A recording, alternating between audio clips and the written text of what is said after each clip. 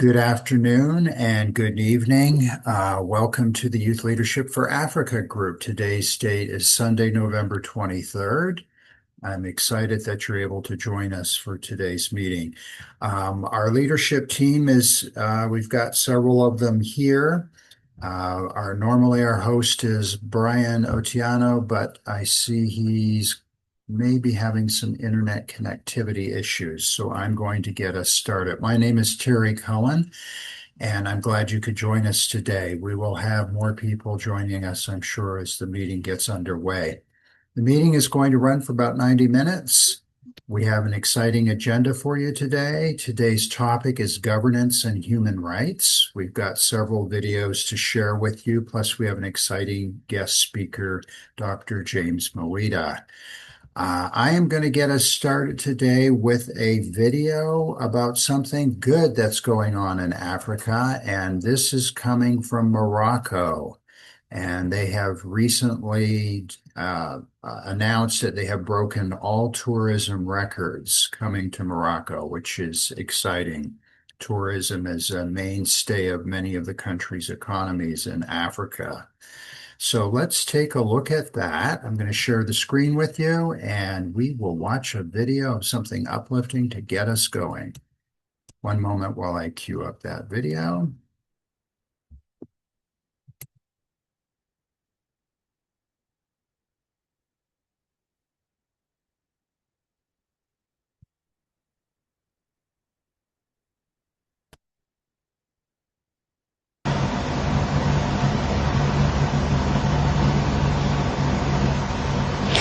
And for our last story, we take you to Morocco, a country known for its rich cultural heritage, scenic beauty and culinary masterpieces.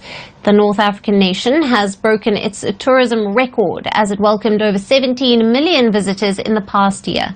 And that's a target it had aimed to achieve by the year 2026.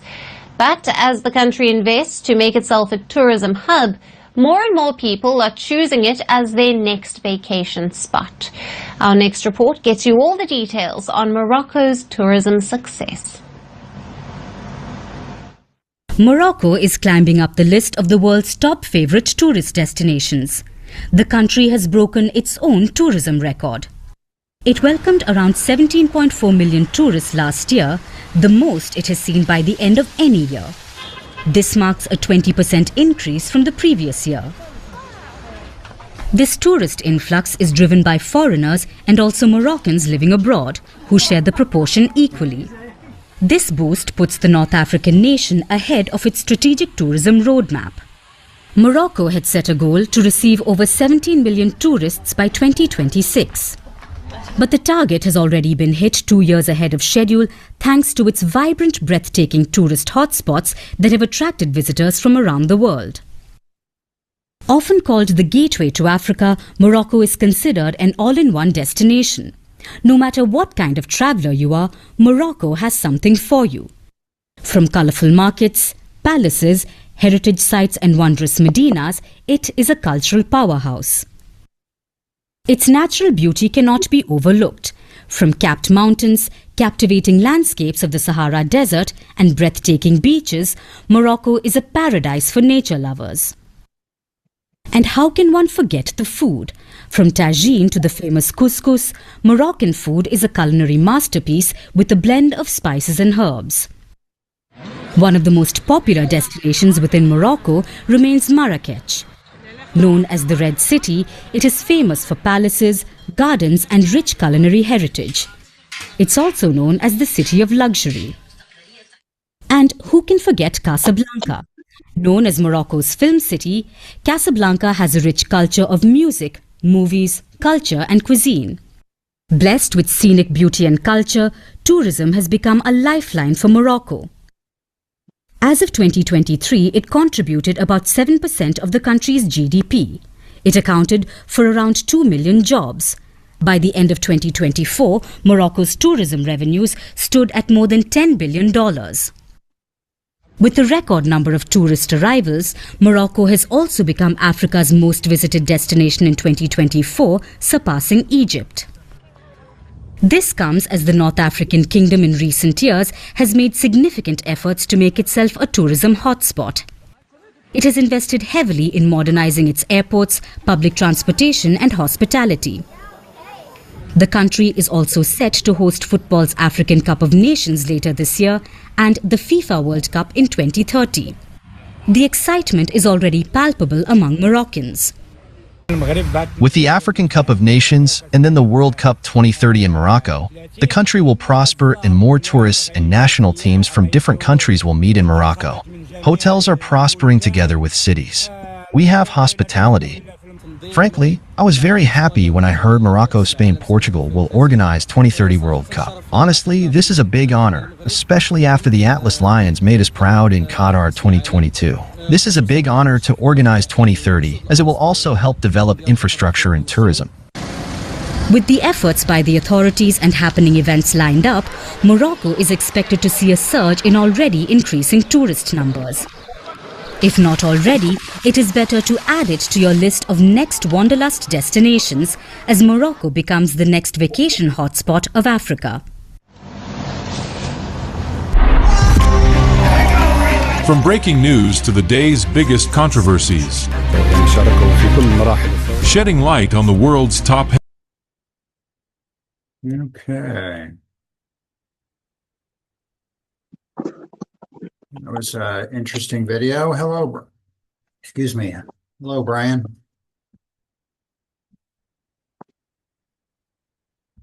You're muted there, Brian.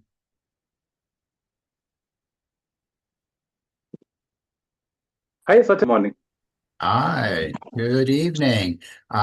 We got the meeting started. Hello, everyone. This is Brian Otiano. He is one of our hosts for today's meeting. I'm going to turn the floor over to you, Brian. We just watched the video on Morocco. I don't know if you caught that. That was very interesting. Quite a destination. Exactly, Satiri. Greetings to everybody. This is Brian Otieno. I'm from Kenya, Satiri. And I think the video is very interesting. You know, what we were really trying to check is that there is some areas in Africa where things are really working and the system is really working. And if you look at the tourism industry in Morocco, it's a great one from the video that we have watched. So I really would love to do an introduction to YLA and introduce members about what Youth Leadership for Africa is. I think, Satay, that could be in order. Okay, I'm sorry, did you want me to introduce members? I didn't quite catch that. It came through a little garbled there, Brian. No, I thought of introducing YLA after watching that good video. Yes. Tell us a little bit about YLA. I just jumped right into the meeting and got us started with the video. So you go ahead and tell us about YLA. Thank you so much, Sateri. So members, today marks our 20th meeting that we are coming together as our African youths and African friends to really speak about issues that are affecting Africa. And if you look at that video, we don't really talk about the negative part of Africa because most of the books and most of words that have been spoken about Africa, they make Africa be a black continent. But YLA is not specifically checking Africa in a wrong side. So we really look at Africa in both angles, both the positive and negative. So whatever is working in Africa, we say, yes, this system is working. But when it is not working in Africa, we also say it is not working. And as a result of that, youths came together to come up with the solutions so that our systems and everything, talk about governance, talk about corruption, talk about health, talk about climate issue. So this is the main reason as per why these innovative youths come together. And we are having discussions after every 2 weeks on Sundays. And here we come up with the solutions. So what really happened? Let me take 1 minute to take you through on how YLA was formed. These youths just came together and said, you know, we are not going to sit on the fences seeing whatever is happening in our countries. Because when we looked at what's happening in Kenya and Nigeria and Tanzania, we came and saw some similarities on it. And therefore, what happened? we said that we really want to talk about issues, and we came up with 5 major issues: femicide, talk about corruption, malnutrition, and all that. But we really saw that this is not the main thing that we must talk about. We really wanted to get it right from African youths. And that is the main reason why YLA developed a survey, which is ongoing until December 31st. And therefore, from the survey, we came up and we are getting issues that really want to be discussed. And as a result of that, we decided that we are now going to meet and talk about these issues as we move by. So, ladies and gentlemen, this is a safe space where nobody is going to judge you. We really want to know how you vision issues that are affecting Africa and how you talk about Africa. So as you sit here, this is the safe space where we really need your thought, we really need your solutions, and we really need to talk so that we don't really sit on the fence, but we be the solutions of Africa moving forward. And that is the blueprint why YLA is formed. So having said that and done, I will request Sateri now to come up with our next music. To those who have been joining here, we started doing a different phase. This time around, we are going to start with music. You know, in the first discussions, we have been starting with our guest speakers. But we really have the whole section and whole segment here where we have got the video, we have got our chief guest, we have got Catching Up with Africa. So I will request that you stay tuned and just be prepared. We have a lot to discuss and we keep on catching up. So up to now, Sateri, can you kindly bring the music? That is one of the most beautiful music that I would really love us to watch. Yes, just give me one moment there, Brian, and I'll cue it up for the group.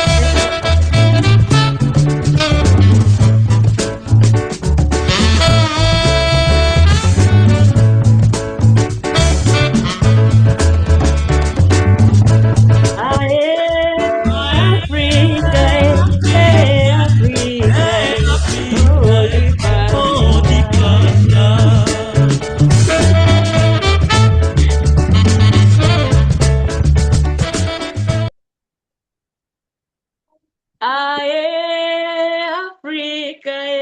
Africa, Olivanga. That's my favorite song. Thank you for playing it.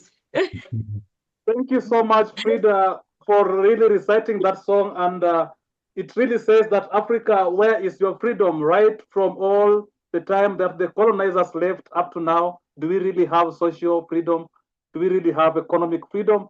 Do we really have Brian, the governance next freedom? coffee is on me. And thank You you so have much. earned it. Thank you so much, Frida. And having said all that, Frida, allow me take this time to really push to you so that you take us through catching up with Africa. Oh my God, you people, that song is amazing. First of all, I just want to catch up with YLA. Whoever told you to play that song, I think, has just shown you where the heart of Africa is. That song was written at a time where a lot of African countries were in turmoil. And this singer, when he sang this song, it was actually controversial. He had to go into exile because of this song. That is why this song touches a part of my heart that has not been discovered yet. But somehow he gets it. So let us go. Let us go to catching up with Africa, guys. In this segment, we're just finding out what is happening in your country. I told you the other time that whatever you say, however you say good morning in your country, that is how you should think of this segment. It is a segment where we are asking you, good morning, good evening, good night, good afternoon. How are you doing? Here in Kenya, we are good. You see, in Africa, when someone asks you, how are you? They're actually asking you for a paragraph. Now, like for instance, in Kenya, we are doing okay. We had a State of the Nation address by our president the other time where he was highlighting his achievements, including from education to agriculture. He talked about development and he said that he wants to take us back to greatness. He wants to make Kenya great again in terms of economics, education, and all those aspects. Now, what is happening in Kenya? I'm going to link it with the first video we were played for, the one about Morocco. You see, here in Kenya, tourism is not doing too well. In fact, as we are right now, we have a scandal with the Ritz-Carlton because they just built a hotel for tourists to come and see wild beast migration from the Serengeti in Tanzania to Masai Mara in Kenya. That is not the problem. The problem is that they have built it on a major route for the wild beast, which is going to force around 1.3 million wild beasts and zebras, among other species of animals, to change route into a more dangerous, more unfamiliar regions, it is directly threatening wildlife in Masai Mara. And it is said that wild beasts usually follow ancestral routes. They don't just cross the river at any point. So you can imagine someone building a modern structure just 30 minutes from the Tanzanian border. It is a major threat to conservation in Kenya, and a lot of activists are raising uproar about it. That is what is happening in Kenya. Allow me to ask Nigerians, Mufid, how are you guys in Nigeria? How is it? What is happening? I saw some sad news on WhatsApp about the girls that were abducted. How is it, Mufid? Hello, Frida. Thank you so much. This moment is catching up with Nigeria actually. Actually, for the past for the past week, actually, Nigeria has been there are a lot of sad news that are just coming up. Significant sad news. Just as you mentioned, the girls that were abducted there at KB State, and even the others at Catholic school also were actually raided and also were abducted. So now, so far, I think there's almost close to 19 incident of insecurity. Though, guys, I say like almost close to 19.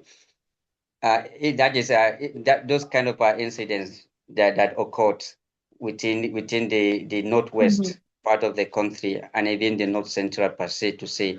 So a lot of schools, even the schools at KB State were actually shut down. Even some schools at Sokoto State were also actually shut down.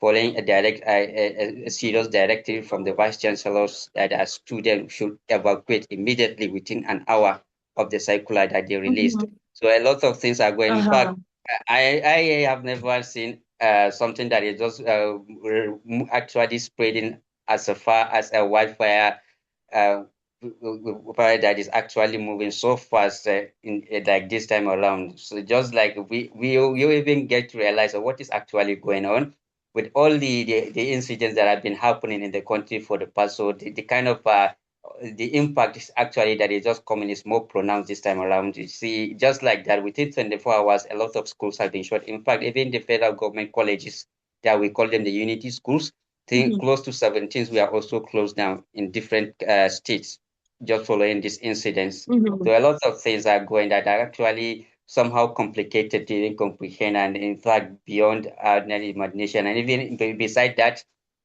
the federal government is actually under pressure to say this per se, especially that and who is doing these abductions, Mufid? Clarify for us, like, who is abducting these girls? What is the cause of the insecurity? Okay, actually, per se I will just say for the abduction, especially in the northwest, that one we can easily say are the bandits that are doing that. But then in the other part of the country, we cannot just directly define because that's as I said that the thing this time around is somehow complicated. It's just like a staged something that is just staged. Okay, this is a script. Let's read the script the way we want it to be. They get it. Yeah, so it's just coming like from different angles. That when something happens in the actually in this location, so something similar to it that is actually countered it will just happen like this. Just now for you to just understand the thing is very complicated and even so somehow surprising. When this girl were just abducted in the northwest part of the country, that is at the KB state one of the government schools there. The girls were abducted. So just the following is the 2 days after, then actually another school that is under the Catholic Church was also attacked and were also abducted. Reports I said more than 200 people were actually missing. So you see, this is actually and before this thing, there's this thing that is just coming up regarding this genocide that is saying that it's just like a kind of targeted one religious group or one tribe. So you see, and then now this thing is just coming up. They attack the community that actually solely dominated or school that is actually dominated by the Muslim population. And then the following day or maybe 2 days, and then they attack also a school that is actually solely dominated by the Christians. And then the thing that will just come next is that the federal government is actually sending directives that all the unity schools in some strategic locations should be shut down with immediate effect. Even some other higher institutions, state universities, federal universities were also shut down and even giving students a 1 hour ultimatum to actually vacate from the schools for their own safety. So you see, this is this and also other important parliament also going on strike. The doctors in the country are also on strike. Also, too, that is the academic staff of the universities are also planning to go on strike. So you see, that is why I say the federal government is actually under tension. So we are just here looking to see how it's going to. We are sorry, my brother. Nigeria, you hang in there. We hope that the threat is gonna, get neutralized, and I hope that there can be more peace in those regions because you need peace for anything to work. You need peace for economic growth. You need peace for, to maintain your cultures because people are getting traumatized in those attacks, and it has a serious socio-cultural impact in the community. So anyway, guys, this is Catching Up with Africa, but let me tell you about Tanzania because I have heard that the African Union is talking about Tanzania right after they congratulated Samia Suluhu for winning by 98%. I'm sorry I was not in the last meeting, but I found that very strange that the African Union is congratulating a woman who human rights activists have said has killed close to 3,000 people and has also arraigned 75 people in court for treason just for going on the streets to decry the irregularities in the Tanzanian national election. So basically, from those three countries, on catching up with Africa, That is what has been happening, and I hope that next time we are going to have no news, because like they say, no news is actually good news. See you guys next time. This is Frida Nduso. I was taking you through Catching Up with Africa. Brian. Thank you so much, Frida, for great presentation there. And talking about no news is a good news. And speaking about Tanzania as well, I want to now request Sateri so that we can know that not only Nigeria is where the problem is. Sateri, there is a video of Tanzania, because our chief guest today, as Sateri lines it up, our chief guest is going to talk about the aspect of totalitarianism. You know, this is the aspect where the government want to really govern almost everything, so that as a human, there is no democracy. You can't talk about Y, you can't talk about Z. If the government says we are moving front, we have to move front. So before the chief guests come, I want us to really check about something in Tanzania, because we have just catched up with Africa, but there is something which is happening on Tanzania. So we have got a short clip from Tanzania that I will really request Sateri to come up with and line it so that people can watch it. Sateri, are you ready, please? Yes, I am. Just one moment there.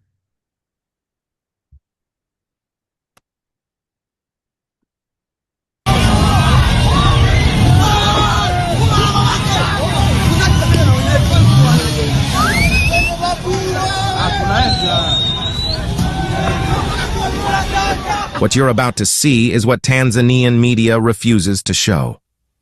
October 29th was no ordinary election day. It was the day the streets of Tanzania erupted. Youth filled the roads, voices rose against power, and a nation long silent began to roar. For the first time in years, fear changed sides. This is CCM. Hatutaki CCM. Hatutaki CCM. Hatutaki CCM. Hatutaki CCM. Hatutaki CCM.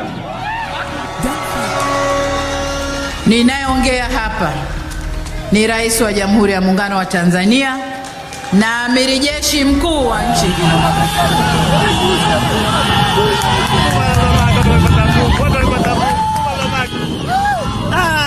CCM mmekataliwa, CCM mmekataliwa leo. Yani vituo vyote, kini kituo cha 6 tunateketeza mama zako Samia, kuma mama zako Samia, senga kuma mama zako nyinyi hapa matako wewe, sia senzi. Unavyoona hii ni hadi ya magari ya Mwigulu Mchemba ya Esther, yote watu wameyateketeza moto. Hapa ni kwa Mwigulu Mchemba.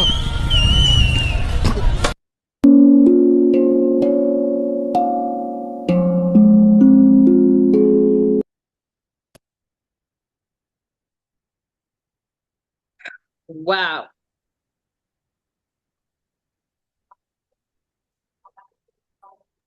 Yeah, that was something. That was pretty bad. Over to you, Brian. Sure. You can actually see what's really happening in Tanzania. People are out there. Election is done. People are not really believing that whatever they are seeing is what is was really expected. And now they decide that if you can't give us our right, then we have to go to the street and demand for it. And what comes out is what Frida was saying. I don't know, Frida, if you have a statement on that. Yeah, well, Brian, you see, what is happening in Tanzania is so embarrassing at a gender level, because when Samia Suluhu came into power, most women felt like maybe it is time for a woman king.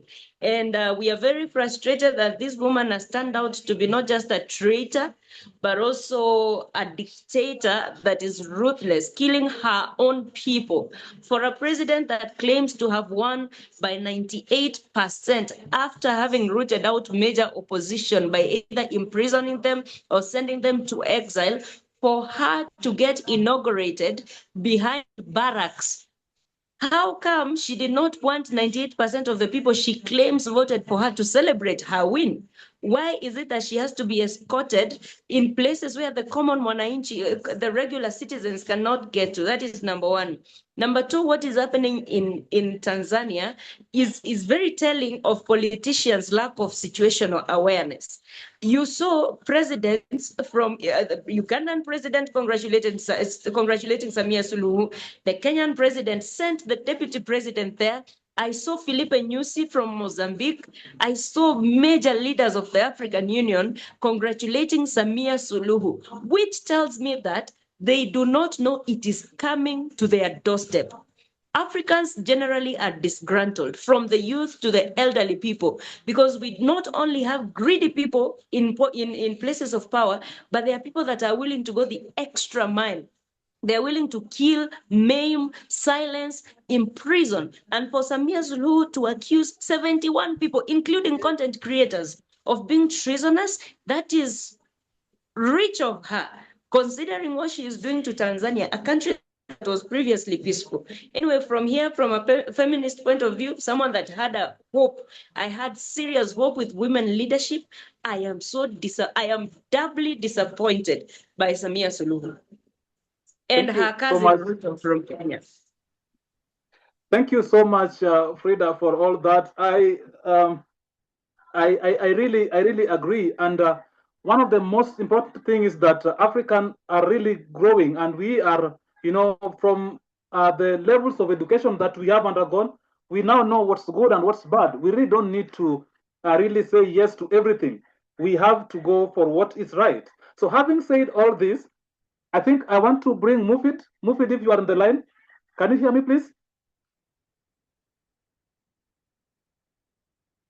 Yes, I'm with you, Sir Brian. Yeah, sure. So I said initially that YLA therefore developed a survey. And in the survey, we had got questions that we were really, asking the youth so that we really get their, what they think about it. So there are some questions that are related to what our chief guest speaker is speaking about in a minute. So I really want Mufid to tell us what are the youth talking about in the questions that really matter today. What are the survey? What's the survey like there, Mufid? Okay, thank you so much, Sir Brian.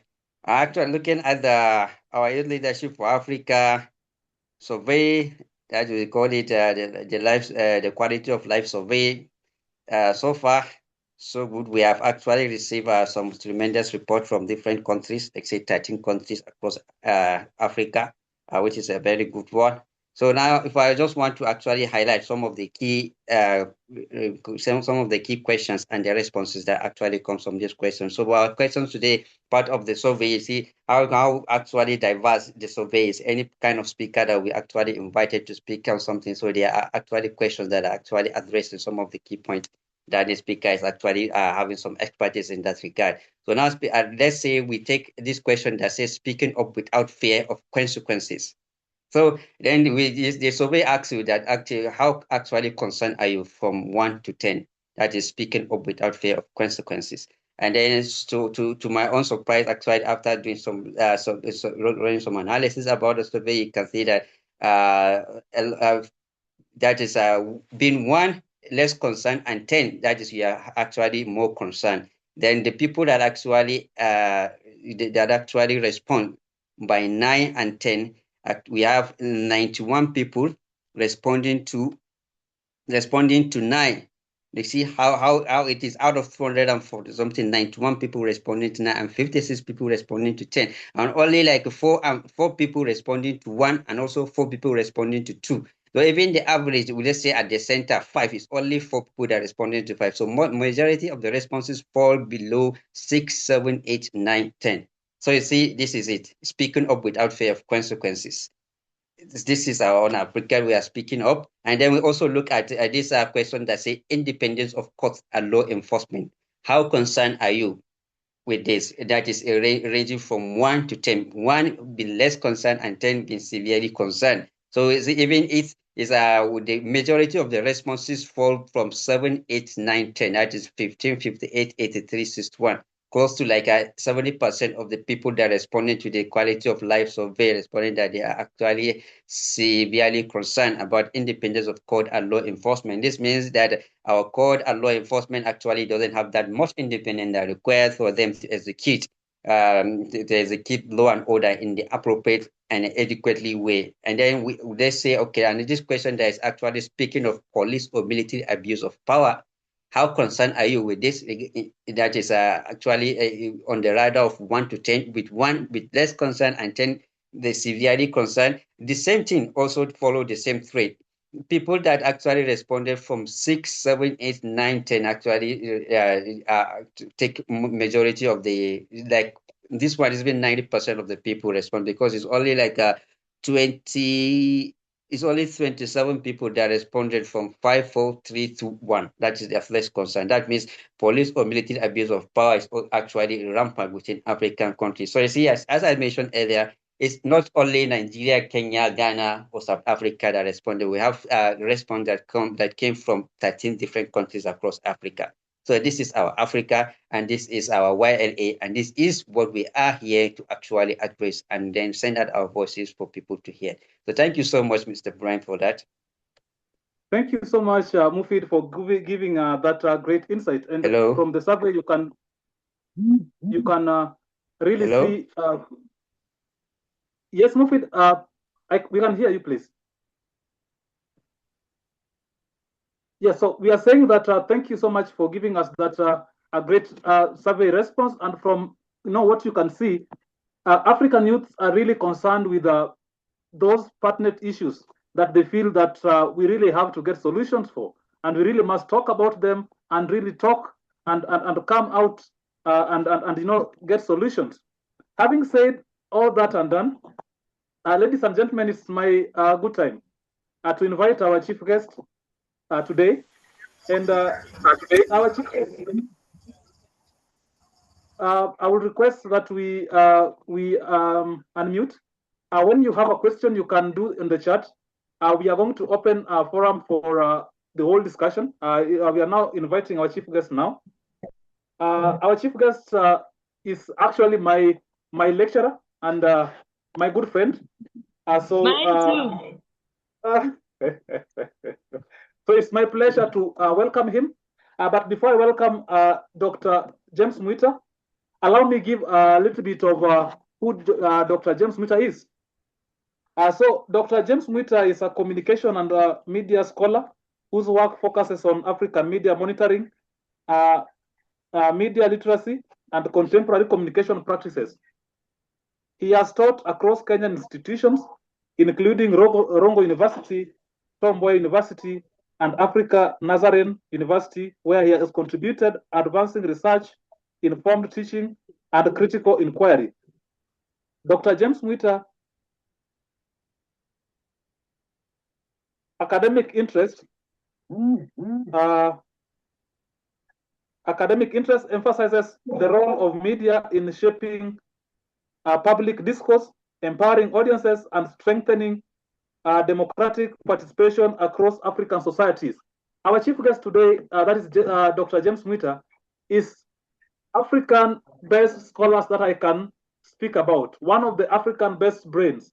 And up to this moment, I just want everybody kindly to assist me to welcome our chief guest, Dr. James Mwita. So you can just have a thumbs up, you can do a flower, you can do a reaction kindly. Let us do reactions. Let me see them go up so that we can start, Brian. In style, please. This is someone that taught us. I have a degree because I aced his class. So can I see those flowers coming up, please?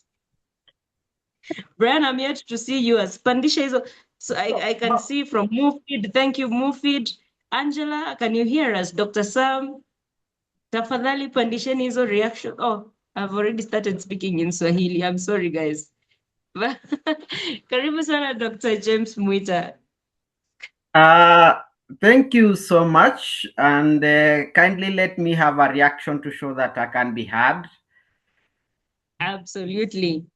Thank you so much, Frida, for that, and thank you so much Africa Youth Leadership Association for inviting me to attend this meeting and to have a speech, a small talk on totalitarianism and the media in Africa, particularly in East Africa.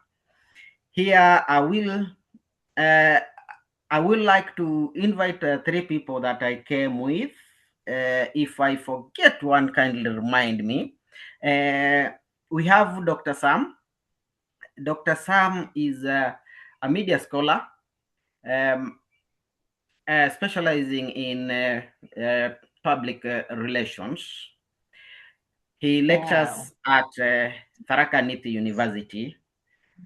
I also have if this is Stanley Duor, then I came with the Stanley Duor, and also Angela Frida Nekesa. Angela Frida Nekesa is a student of mass communication at African Nazarene University, and Stanley is graduating from Rongo University. I taught him communication studies. He is a linguistic student. And after that introduction, I would like to say that I'm seeing several of my friends and my former students here, including Stephen Jabunge, Brian Otieno, and we have Frida Onduso here. So we have 2 Fridas. So when I'll be mentioning Fridas, I will be making sure that I differentiate which Frida I'm talking about. Okay, I wanted to share my screen, but I'm being told I do not have a permission yet. Okay, just give me one moment there. Let's see if I can get that for you, Dr. Mwita. All right, try it now. I think the option has been enabled. Yes, it has been enabled, and and if there is sound or video, make sure you choose those options before you actually click the share. Okay, I do not have any sound, so I think this will be okay. It's only a text presentation, and I hope my screen can be seen from your end. Yes. Thank you so much. So we'll be talking about totalitarianism and the media in East Africa, and the subtitle of the battle for truth and voice. And this totalitarianism, we can't see it directly, but its manifestations are very clear. My name is James Mwita, and I will take about 20 minutes to deliver this presentation.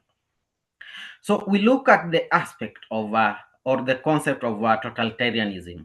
This is where, or a form of government where the country or the state controls almost every aspect of human life, be it public or private.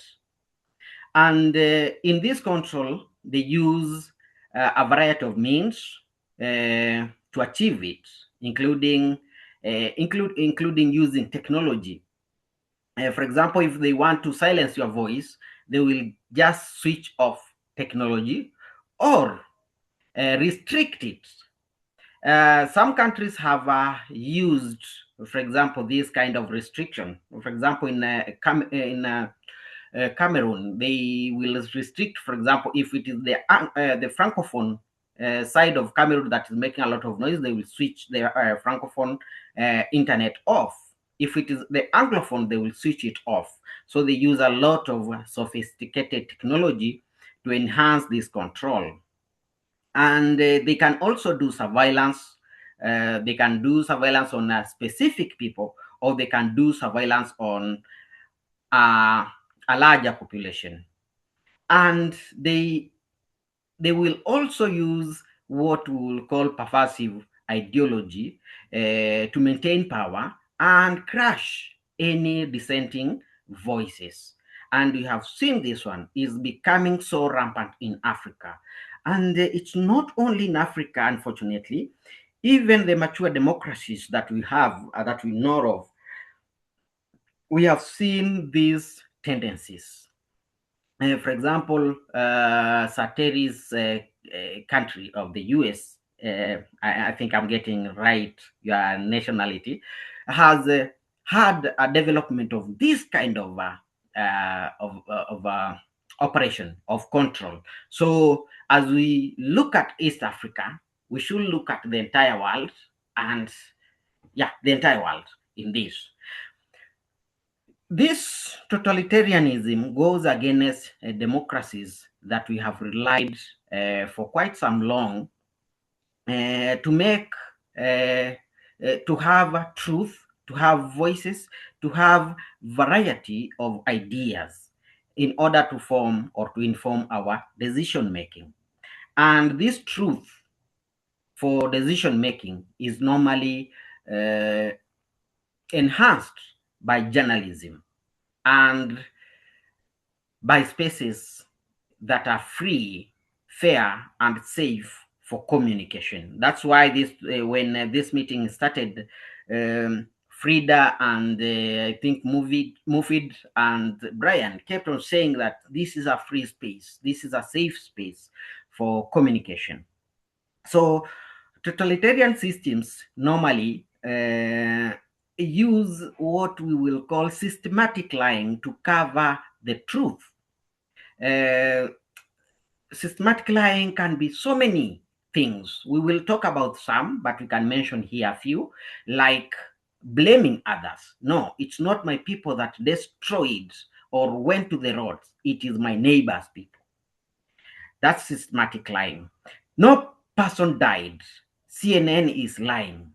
But okay, tell us, where is the lie specifically? No, everything in it is AI generated. So that's thematic lying. We can see it across our countries in East Africa. And for those who come from outside East Africa, they will also see its manifestation, where the state lies to cover the truth. So that's another aspect of totalitarianism that is going against the gains of democracy. Africa and the world at large is experiencing an upsurge of what we will call strongmen. The strongmen symbolize totalitarianism. Strongmen are those leaders that they will want to be seen as bosses. They will want the institutions that are there for checks and balances to be rubber stamps for what they are going to do, for what they want to do. And these strongmen are very paranoid. They see anyone as a threat. They see anything as a threat. And if it is an idea, they fear it most. And they use the police, they use the army to silence those who will want to have a different voice. And East Africa has so many cases of this, of strongmen. For example, a good example is our president himself in Kenya. President William Ruto is a strong man, and he portrays some of these institutions that I've mentioned here, or these characteristics. For example, he's a boss. And people who have resigned from his government say that you are appointed as your chief legal advisor, but it is the president that advises you how to advise him. He is paranoid, and the institution, including the bunge itself or the parliament, he has co-opted even the opposition to be on his side. The few that are there are being threatened so much. And the police, we can see, for several times we have seen the army coming to the streets The same case applies to Tanzania. That was a little bit different until last week. So the police were on the streets, the army was on the streets, and the president is acting like a chief or like a queen. That, for example, appointing two members of her immediate family into the position of leadership, the cabinet, it's something that should be checked and maybe questioned. And the institutions, for example, the parliament, for example, when you have a 98% in parliament from one party, it's really questionable. And partly to blame is for the late president, John Magufuli, who went around buying opposition members of parliament to resign and recontest, and then coming in as a CCM, the leading party or the ruling party. Again, in Uganda, the story is the same. For them, I think they are used to seeing the army on the roads. Rwanda, the same case. Rwanda, after every few meters, you meet an army stationed on the road. And Burundi, there is a time I visited a friend there, and I got there with a little bit of a trauma because we were staying so close to the University of Burundi. Burundi, I think it's called the University of Burundi in Bujumbura. And next to it, there is the Prime Minister, and the president in Rwanda keeps on checking the prime ministers. And every now and again, I will hear whistles. When I stand outside the gate, I will see policemen, actually military police with the boots and guns in pickups and all that. So you can see the tendencies are very strong in East Africa. And for example, all these three leaders on the right have participated in muzzling the voices of the people. And these are some of the culprits. For example, Kiza Besigye is in prison for attempting a coup. And it's funny. And he was arrested in Kenya with the full sanction of Kenyan president. And again, that silencing, for example, Ruto has said that, has told the police directly that if you see protesters on the roads, shoot them on the leg. And when a few Kenyan activists crossed to Uganda to support the opposition in campaigns, they were arrested. And Museveni, the president of Uganda, clearly said that we put them for a short time in the freezer to make them think, because they are wakorofi, as he put it.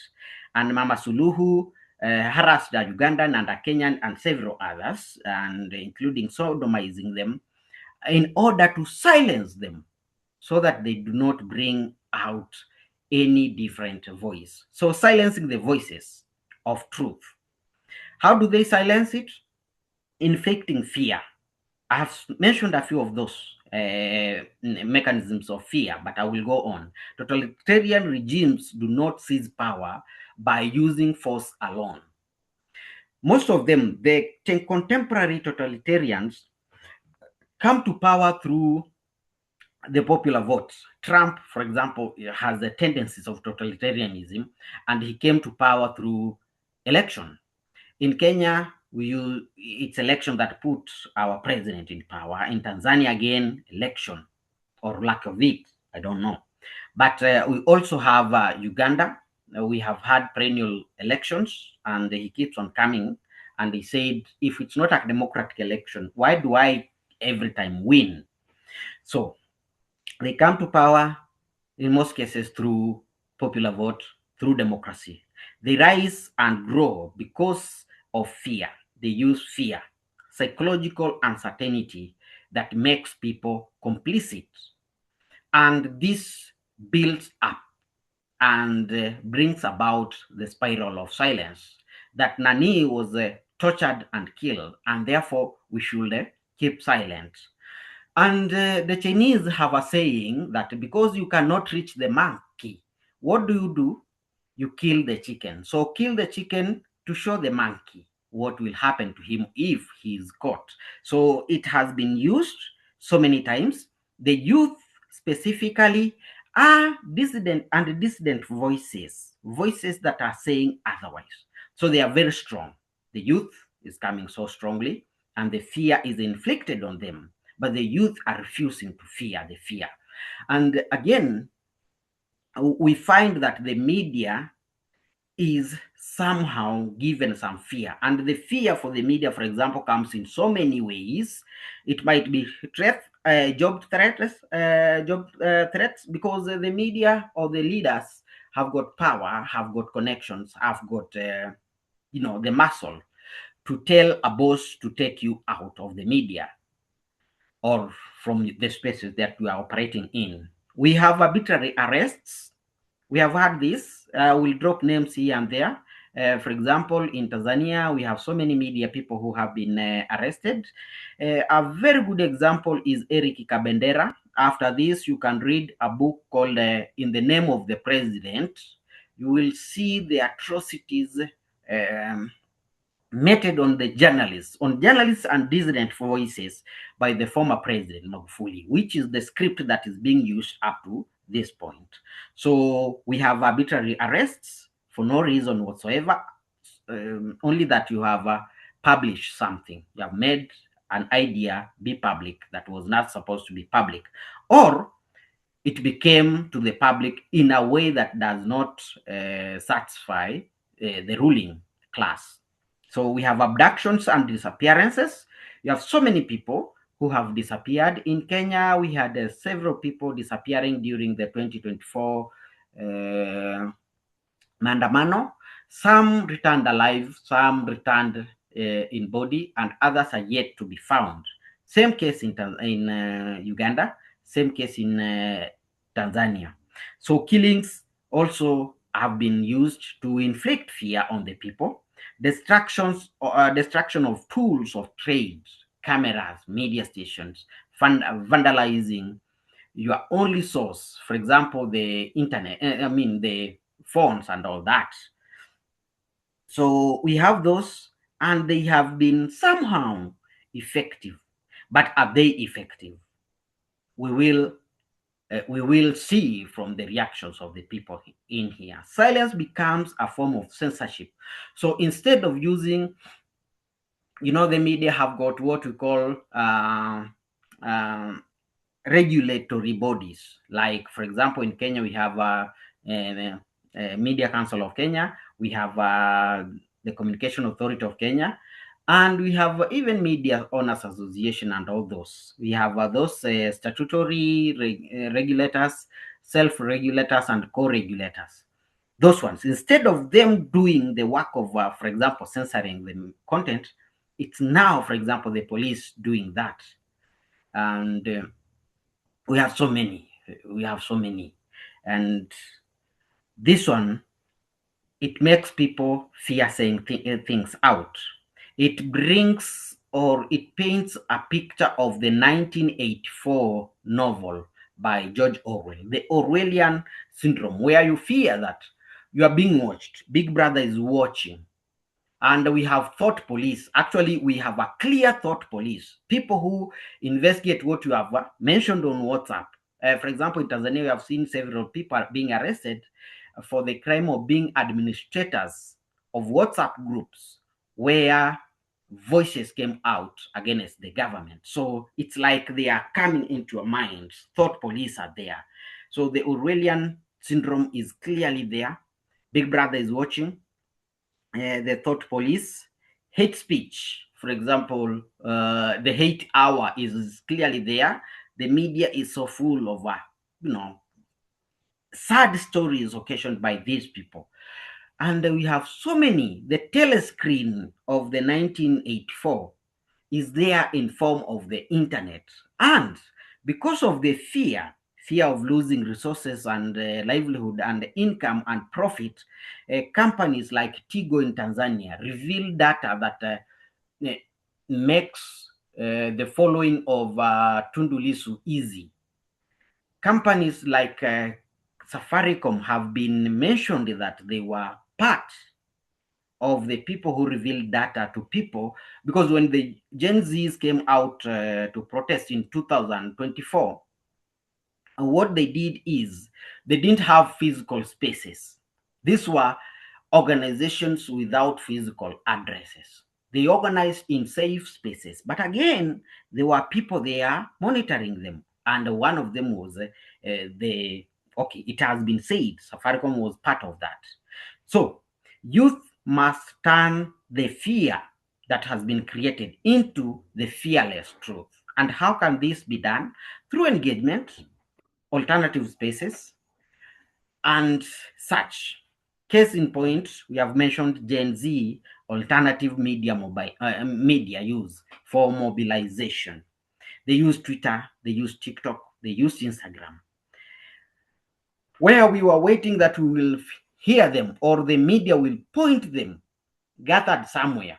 They will organize overnight, they will give out routes, and those routes will become the ways of converging and all that. And they came out with only three things: water in the bottle, a flag of Kenya, and a phone to record what was happening. And that's how, for example, other media came to stitch things together and find out who did the shooting and from which angle, because cameras were all over, from personal hand gadgets, and even the mainstream media came out and helped in that. So when the state becomes the story, that's when the problem begins. When the state wants to be covered in a positive way. So when the authority, for example,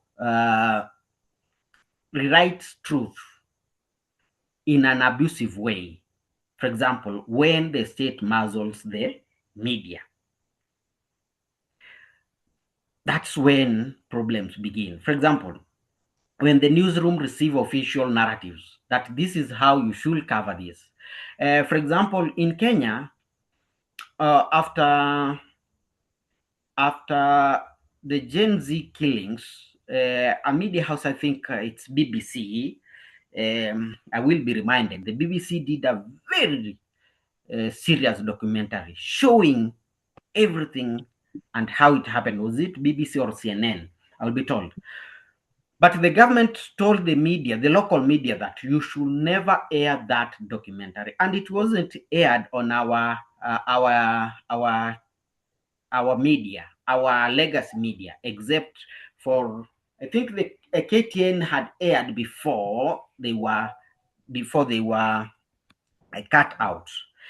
Editors are also instructed to avoid certain stories or angles that this story should never be covered.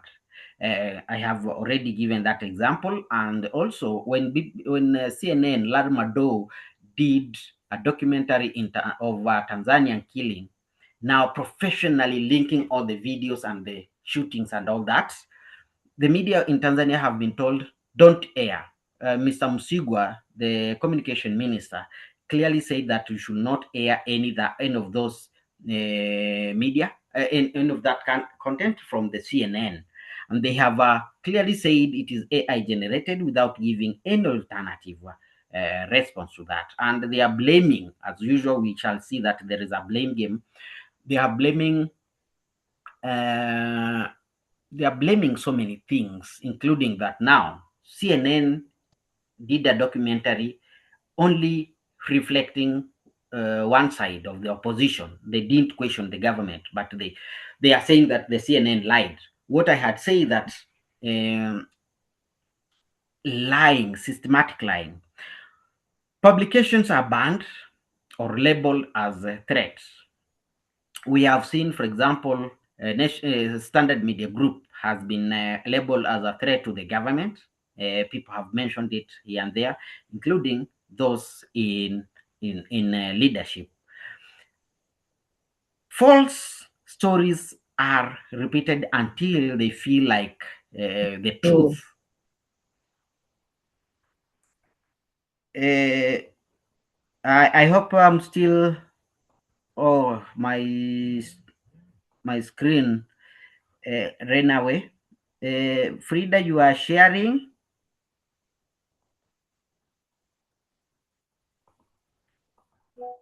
Frida Ndusa, you are sharing your screen. Can my screen be seen now? There you go. Yeah, there's your screen, Dr. Mwita. I don't know what Thank you happened. so much. You're welcome. Is it still there? I can see you, Sateri. Yes, I see your screen when Okay, thank you. Thank you. this state becomes the story. Yes, yes, yes. So repeated falsehoods, repeated false stories are done until they become the truth. For example, we are told that life in Kenya is becoming so good. Every speech we are told that we are increasing employment, is increasing formal employment, but for 2 years there has been if formal employment is increasing, the pay as you earn taxi will go up, but it has only increased by 0.23 in the last 2 years. That tells you that we are being told lies that we have increased formal employment in the country, which is a lie. But we are almost believing that it is becoming, it's well.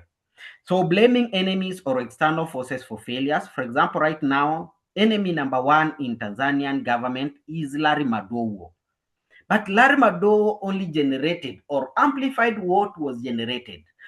By the way, a serious media critic, if you looked at what Larry Madowo gave out and what BBC gave out, they are purely similar, nothing new, because the allegation of being there, for example, mass burial sites, the killing, the shooting, the images are those same ones. But now BBC has been forgotten. Enemy number one is Kenya and Larry Madowo and CNN. So blame game comes up, celebrating leaders with exaggerated and fabricated achievements. And we have seen this. For example, when you see our president going around, or Tanzanian president or Ugandan president, even those leaders that we elected will stand and say, you see, ametujengia barabara, he has built us roads. Now we ask, if he has built us roads, why are we electing you to the office? Therefore, we can leave him alone and he can do this construction of roads, of hospitals, of schools, and all that. So we are exaggerating the achievements of leaders, and that's when the state wants their story to be covered. And this will go on in the social media, in the legacy media, and all that. And they justify crackdowns on both legacy and new media. In Kenya, we have tried criticizing, for example, these crackdowns, but still the voices are not that heavy. Communities are targeted or critics. For example, right now in the current government, we target one community in Kenya, and we have grouped it together and labeled it Mount Kenya. So we are targeting them. It's like a systematic targeting through labeling. And Mount Kenya right now is seen as an enemy of the government. For quite some long, in Kenya, for example, it has been the region of Nyanza that has been seen as, the worst part of the republic. Yes. And just a few youth is giving me troubles here, and they have to be respected otherwise. So critics and communities are targeted and labeled, and systematically they are denied what the constitution affords them. For example, we are saying that we have gotten the first finance minister, we have gotten the first tarmac roads in 64 I think in around 56 years. So why was that not there? Because of systematic erosion or erasing of a community. And present government failures as victories. For example, right now, the government wants to be heard that it is working and it is creating jobs. And yes, and they want us to celebrate that they have created jobs. And what jobs have they created? In most cases, I have people who have graduated in the last 7 years as teachers, for example. I interact with so many teachers. They have not been employed gainfully. They have been given what we call internships, which pay them something that cannot even fund them. And the calculation, one person, for those who are followers of Kenyan social media, Mwita Mtandao, calculated that per lesson, an intern teacher earns 3 shillings. We can do that calculation and see how many lessons they teach, intern teachers teach per week, and then per month. And then against the 18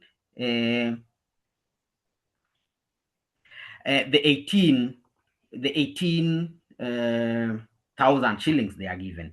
And we are also exporting cheap labor to the Arab nation. For example, hoteliers who are paid so badly, housemaids and all those. And those are the failures that the governments in totalitarian countries want people to sing praises for. When state controls media, justice is lost. We have many cases where justice has been lost, for example, because the media has been silenced. The youth must demand the accountability related to this.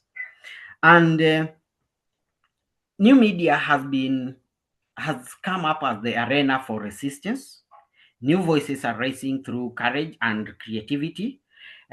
For example, artistically portraying some leaders in a given way, which caricatures them, and then through that we have question marks coming up. Technology is becoming our battlefield. We are not yet there on the ground, but technologically we are fighting because we don't have guns. We can't face them. When we face them, they bring out the entire battalion. For example, Nairobi in 2000. July and August 2024 was crazy. The youth must connect and build freedom. And the rallying call here is invent, innovate, educate, recruit, and be on the lookout for erosion of democracy. I will want to end here for today, and thank you all for coming.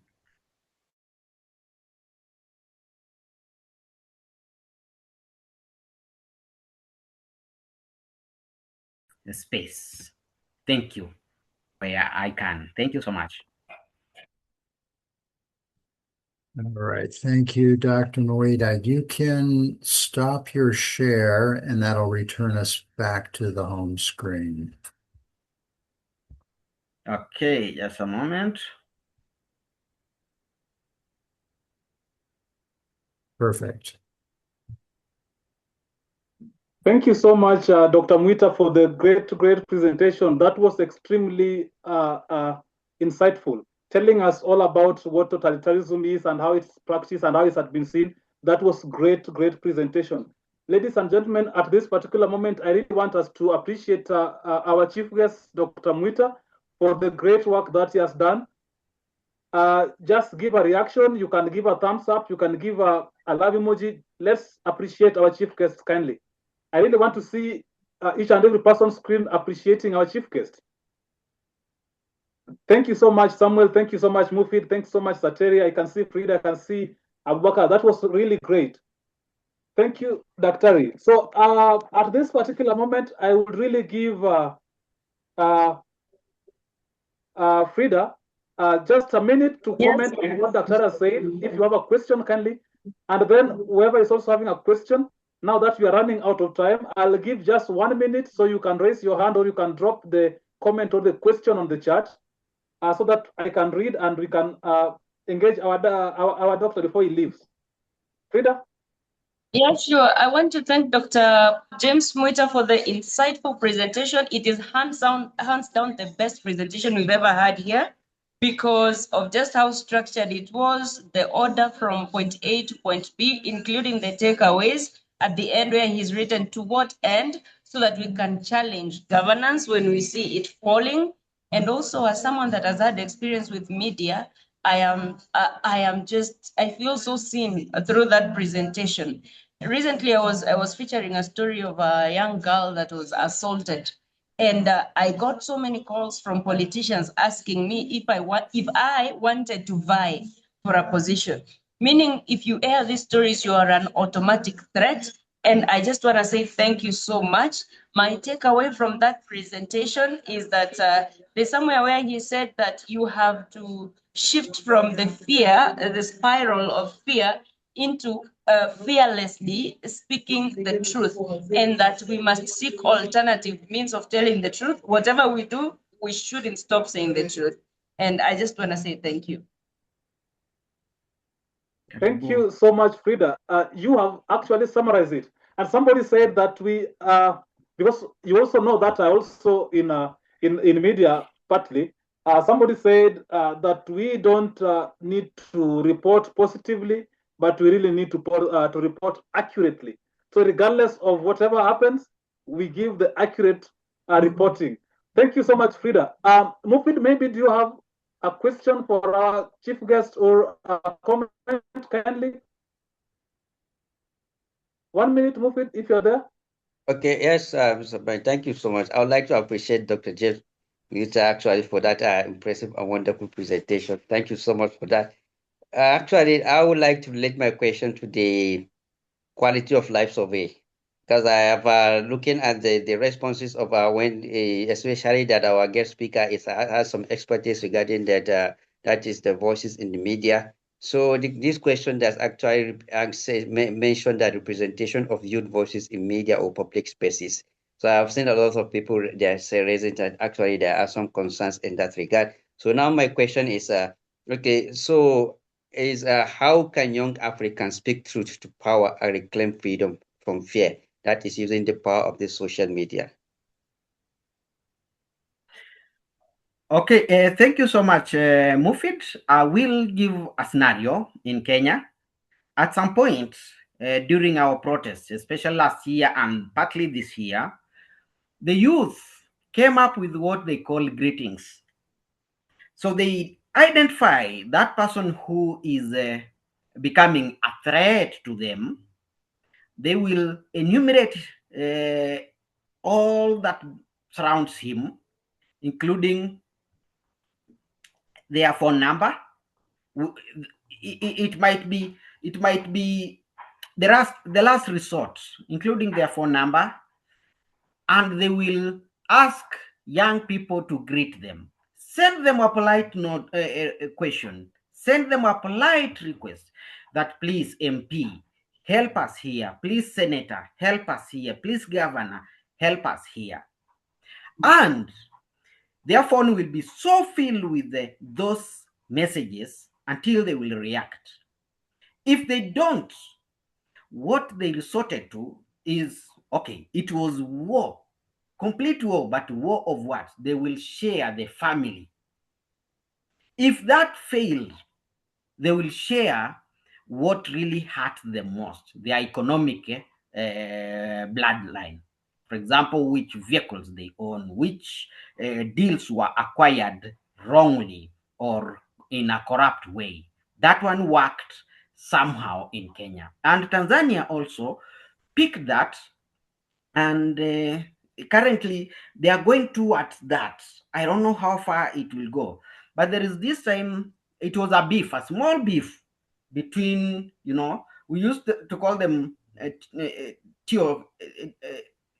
KOTs, Kenyans on Twitter. Now that we have X, I don't know whether they are called Cox.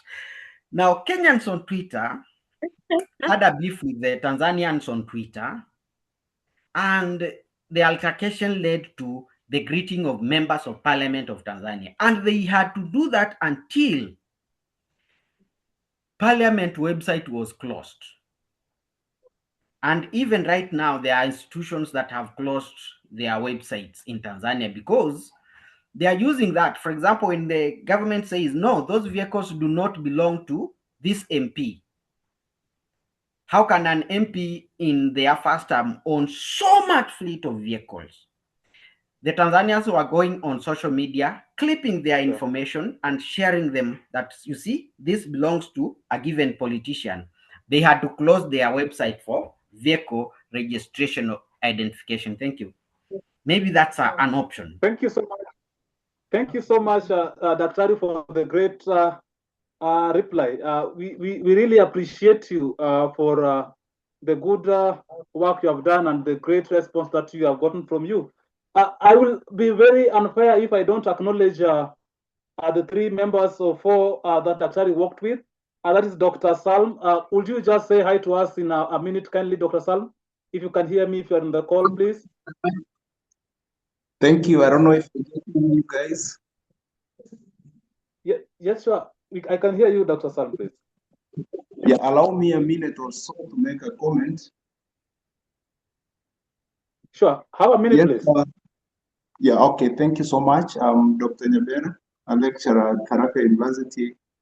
As my friend Dr. Mwita introduced me, I've taken time listening to the remarks from the conveners of the meetings, the key speaker, and I must admit the conversation has been so insightful and timely, particularly at a time when we are facing challenges concerning leadership, dictatorship across Africa, issues to do with election malpractices. I think a number of you have mentioned media censorship, and having been invited to this platform today, I must say also that the wireless objectives and efforts are awesome.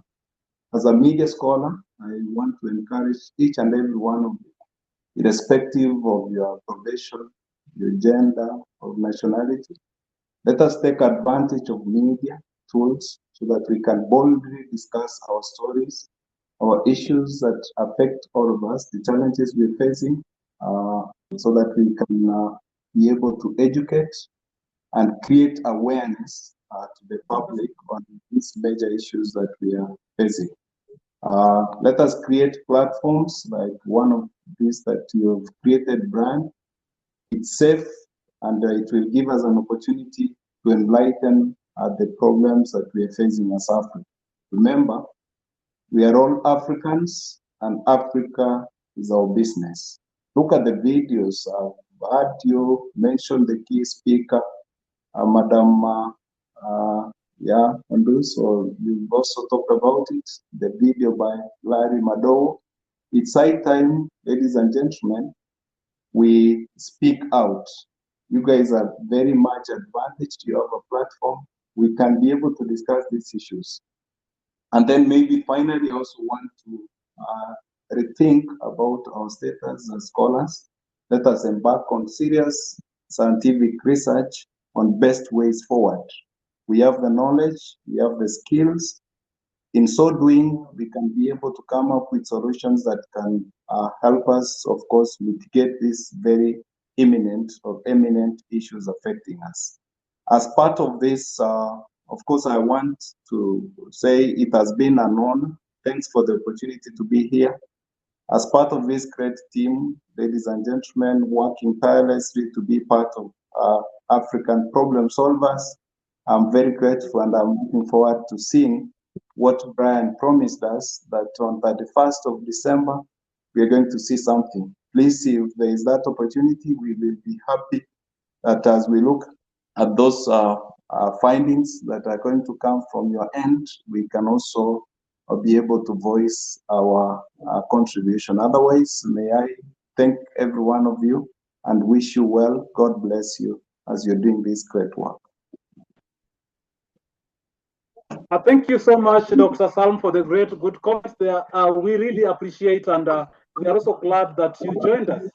Having said that, I will actually follow up with Dr. Mwita so that we can catch up, and you also come and give us great comments, Dr. Salm. Allow me to give Stanley 1 minute, kindly. Will you just greet us, maybe? Okay, thank you so much for the opportunity, Mr. Brian. Okay, on to the point I wanted to make is that learning is a process, and I totally agree with that because I'm almost receiving my degree, but learning outside still is a fun. So on to what I wanted to say is that the point that Dr. Mwita has made by pointing out facts, stating the names, giving dates, this is what actually makes it a true testimony and giving us an insight that the story is actually true. It can be followed up and actually be determined that it was a fact, it happened. Thank you so much. Thank you so much, Stanley. And you're always welcome. We do meetings after every 2 weeks. So we have the next meeting in December. So we'll keep on following up so that you can join us most of the time, and we keep on discussing issues of Africa. Hello, Angela. Are you on the call? Kindly, could you just say hi to us, please? Sorry, Angela has stepped out a bit. Oh, well. Oh, great. Okay, thank you so much. So at this particular moment, allow me to appreciate everybody who joined. Stephen Jabunge, I don't know whether you're on the call.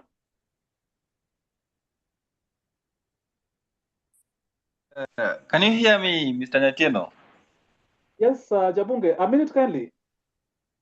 Maybe in the interest of time, I think I've been listening carefully to Dr. Mwita.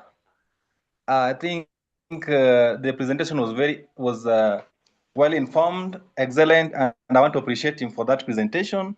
And looking forward to interact more with you people. Thank you so much for the opportunity.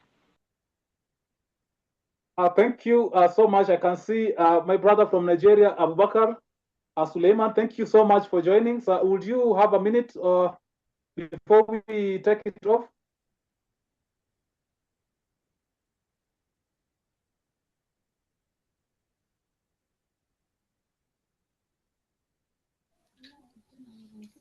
Hello, hope I'm audible enough. Good evening, all. Good evening, my brother. Yeah. Good evening, Kandi. I just want to say hi to you all, even though I've been silent, but I'm not new here.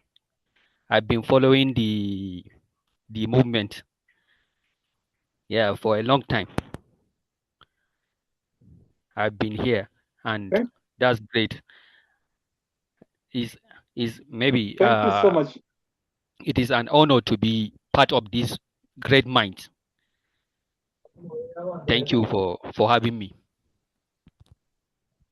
Thank you so much, my brother from Nigeria. There, keep safe. And at this particular moment, allow me to appreciate everybody, but return this button to Frida to just give the last comment before we say a day. Frida, are you there, please? Yes. I'm just so very happy to finally meet Abubakar Suleiman. I didn't know who was behind the name. I am so happy to meet you, Abubakar, since I know most of you here, and I'm so glad that you people took time to come here and listen to what we have to say and what Dr. Mwita had to share, just to welcome you Thank you so much, again Frida. in our next session. You're welcome. Just to welcome you again into our next session. I'm the one to welcome you here, not you to welcome me. No, I'm welcoming everybody. Everyone that took their time to come today. I just want to say thank you so much. And we want to welcome you into the future, because we are not going to get these opinions out there through the normal, formal states mechanisms, because you know what the states are doing, from the presentation that we've had today. So if we start to make a difference here, I am telling you, we can reverberate across Africa and make major changes, because this is what counts. What people on the ground, what people on the ground are saying. And then the other thing I wanted to say is that I have had a rumor out there that some people are saying I chickened out from the challenge Brian gave me last time. I was supposed to sing if Brian beat me in inviting people. Now I didn't show up, and it's not because I was scared. it is because I was scared for Brian. I don't think he would have survived my presentation because I was just gonna do an amazing presentation the YLA way. So Brian, if you don't mind, I want to take back the bragging rights and say that in our next presentation, I'm gonna do my presentation so that nobody goes out there and says that the daughter of Onduso Nyandika from Vonchari chickened out of a fight. Thank you very much. I've said my piece. See you on the next meeting. Thank you so much, Frida. All is taken care of. Mufid, I know you are here. Can you just give us one statement? Next time, I think I'll still beat Frida. So most of us doesn't talk. We just action, just make action. Hello, yes, actually, action speaks louder than voice. So it's better we act. Thank you so much, everyone. I would also like to once again appreciate our presenter and also our new that joined us today. It actually has been an amazing session, and we will also look forward to meeting you in our future meetings. As just Brian mentioned, that we actually hold this meeting every 2 weeks, after bi-weekly in a month. Our next meeting is going to be on the 7th December, and we hope to see more and more productive mind as we actually witnessed today. And then we also like to also bring to our attention our quality of life survey. I think for those that actually didn't fill or for those that didn't share it with their friends, please we should endeavor to do so. The link has been dropped in the WhatsApp group. So, and even if you didn't join the WhatsApp group, I think Brian and make sure please we should just actually try to share the link so everyone can join and also share the link of the survey because our target is December also actually finalize and do the necessary things ahead of time. So thank you so much once again, and actually appreciate this movement. Thank you, Brian. Thank you, Freda. Thank you, everyone, for actually making this a very impactful session. Thank you so much, Mufid, for all that said. And then we are not just going to let you go. We are having our final video, and it's from a musician called Brenda Fassi from South Africa. And Brenda is saying, make the way. So as we have been moving, we are now making the way. So you are going to give me just a minute to line up the video. And then after the video, you will be allowed to leave at your own pleasure. Kindly just wait me a minute to line the video.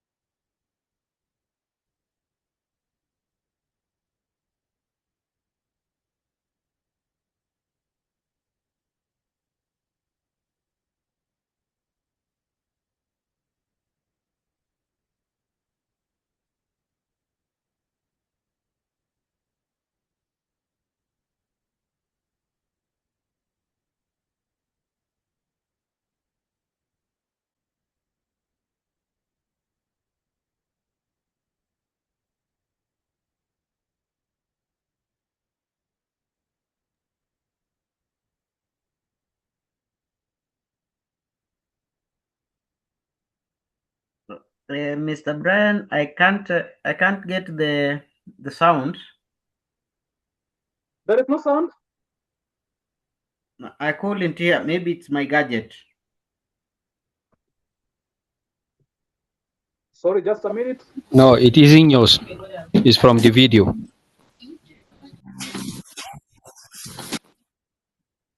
Can you do this?